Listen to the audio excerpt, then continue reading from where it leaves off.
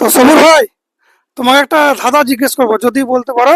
17,000 টাকা first prize, আর না পারলে একটা সান্ত্বনা প্রাইজ আছে, সেটা ভিডিও লাস্টে দেখাবো। কি খেলে মন ভরে কিন্তু পেট ভরে না, তোমাকে বলতে হবে।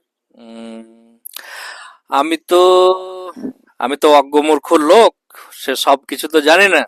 চিন্তা সাগরে ডুব মেরে মতি নিয়ে এসে দেখাতেও পারি না। কাঁচা কি কি কি খেলে খেলে পেট ভরে পেট কিন্তু মন ভরে ভরে না? মন ভরে না?